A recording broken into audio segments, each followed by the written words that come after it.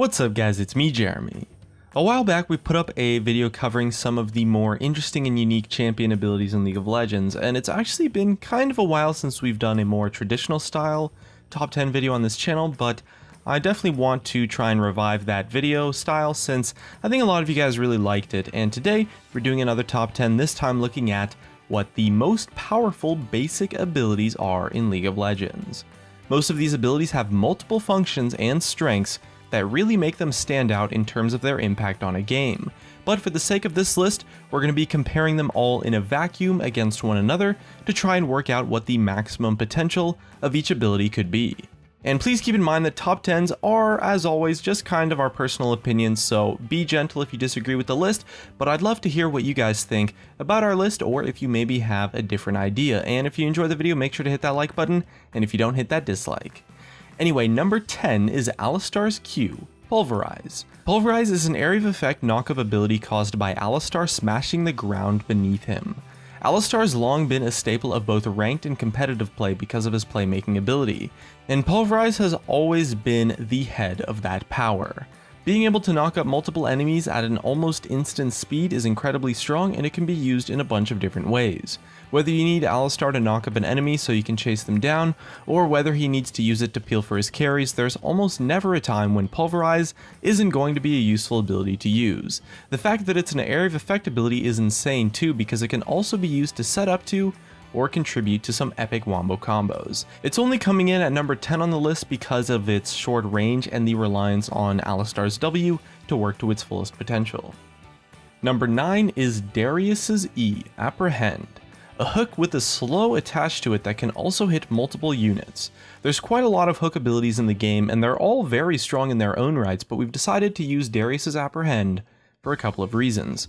For starters, it's the only area of effect hook in the game, able to grab a group of enemies and drag them all into Darius, and it also has a soft crowd control effect, giving all units hooked a 40% slow for a second after the hook is finished, making it harder for them to escape after being released. Now that's impressively strong by itself, but the ability also has a passive that scales Darius's armor penetration by 5% for every rank in the ability. At max rank, that means Darius is ignoring 25% of an enemy's armor with this ability alone, and as a passive, it's always effective. This is some insane value for just a single ability, and it definitely contributed to the place on the top 10. Apprehend is quite a short range hook compared to other hooks though, which definitely prevented it from reaching a higher spot, but it can still hook people through walls, so don't underestimate it.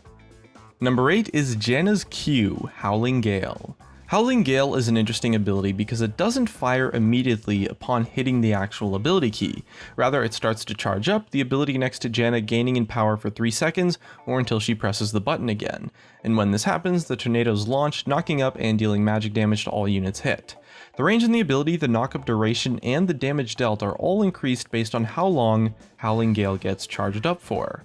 Most area of effect knockups are awesome abilities in their own right, but the really deadly thing about Howling Gale is that Janna doesn't actually need to fire the ability to discourage the enemy team from attacking her. It has so much zone control due to the charge effect.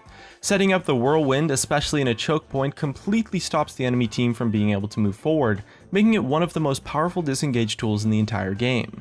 It's also much more easier and reliable to use and predict and interrupt an opponent's gap closer, because you can set it up and then fire it when you need it, or it's a lot easier to just double tap it, as opposed to something like Thresh's Flay that sure, they can kind of stop those dash effects, but Janna's just does it so much more consistently and reliably and easier than pretty much any other champion in the game.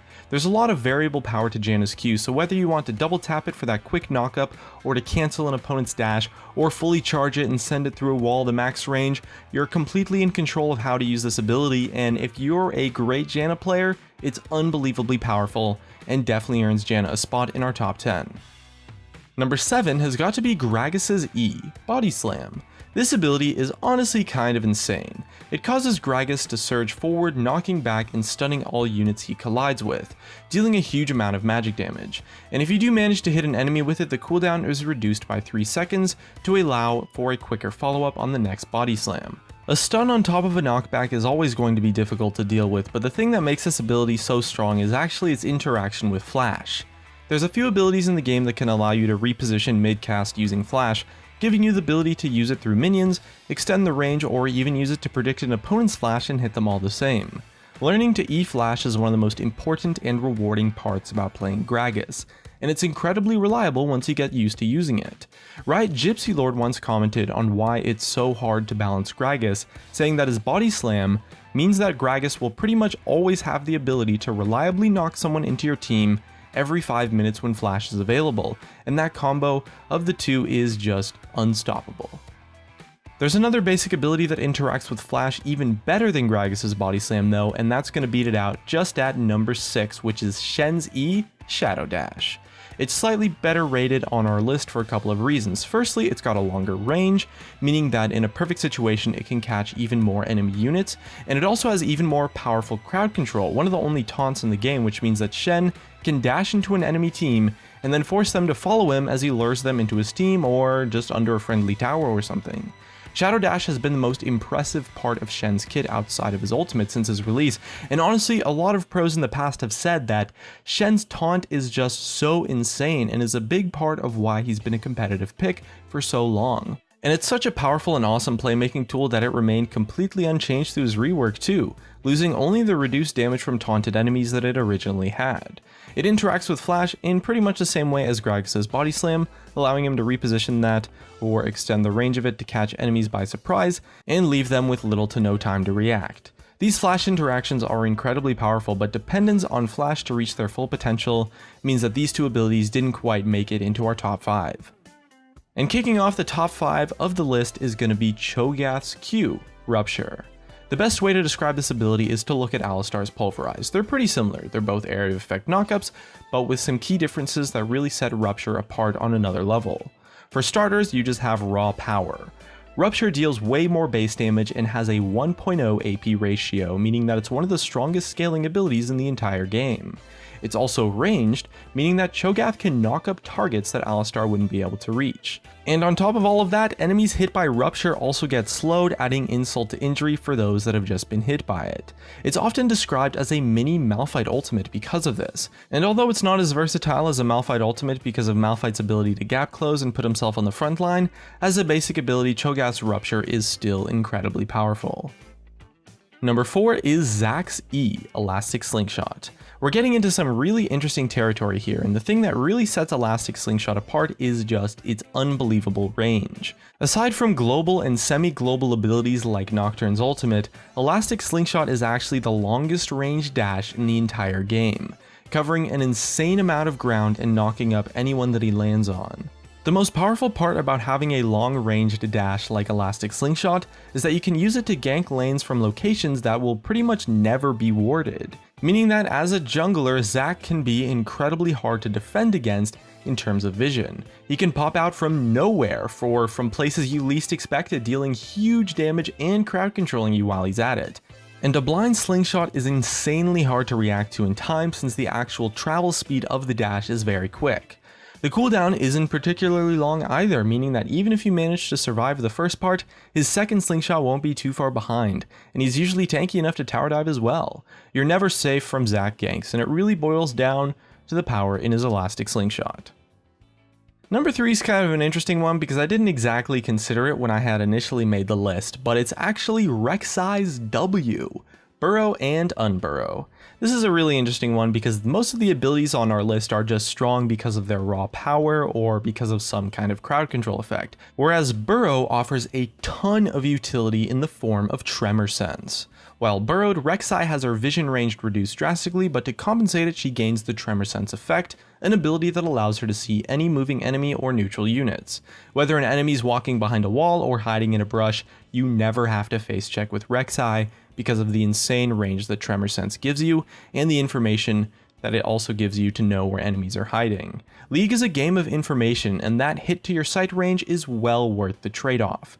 The power of this ability doesn't end there though. When burrowed, Rek'Sai moves faster as well, gains bonus movement speed, and moves through units, as well as giving her a knock-up if she unburrows while beneath an enemy unit, dealing a reasonable amount of damage. The cooldown is very short, so she can usually burrow and unburrow mid-fight for extra knockups on different targets, or for the same target again, making it insanely versatile and well deserving of our top 3 spot.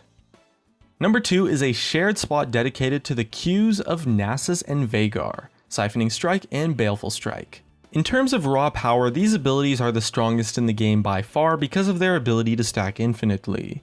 Every champion in the game reaches a cap in power eventually with 6 items, but with the exception of Nasus and Veigar, who can keep stacking and becoming more powerful.